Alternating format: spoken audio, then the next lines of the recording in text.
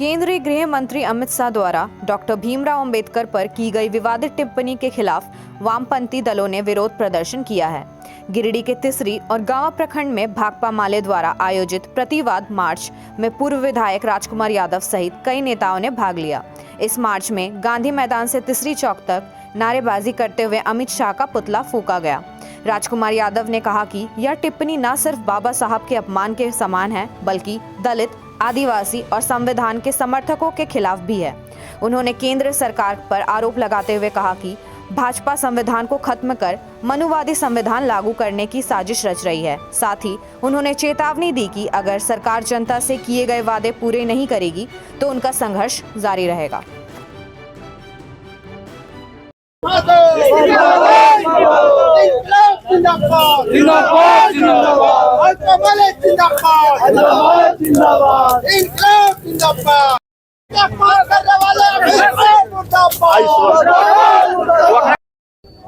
हम तमाम देश के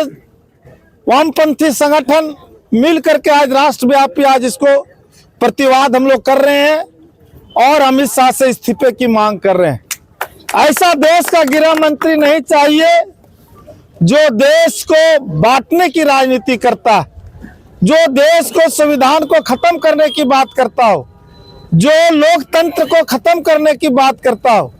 जो धर्म के आधार पर लोगों को नफरत की राजनीति करता हो, ऐसा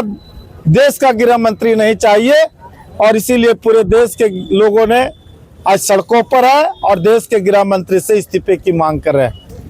30 दिसंबर को पूरे देश में सभी वामपंथी दलों के द्वारा और देश के तमाम किसान संगठनों के द्वारा जो हमारे डॉक्टर भीमराव अंबेडकर साहब के खिलाफ में जो देश के गृह मंत्री अमित शाह के द्वारा जो अपमानजनक टिप्पणी किया गया है, और ये अपमानजनक टिप्पणी बाबा अंबेडकर साहब के खिलाफ नहीं बल्कि इस देश के जो दलित, आदिवासी हैं, जो इस देश के सामाजिक न्याय संविधान पर विश्वास करने वाले लोग हैं, उसके खिलाफ में ये टिप्पणी है। और इस तरीके से भारतीय जनता पार्टी जो पूरे देश को एक मनुवादी संविधान बनाना चाहती है और जो बाबा साहब ने इस देश के किसानों के लिए, मजदूरों के लिए, दलितों के लिए, आदिवासियों के लिए, पिछड़ों के लिए, इस देश के अल्पसंख्यकों के लिए और इस देश में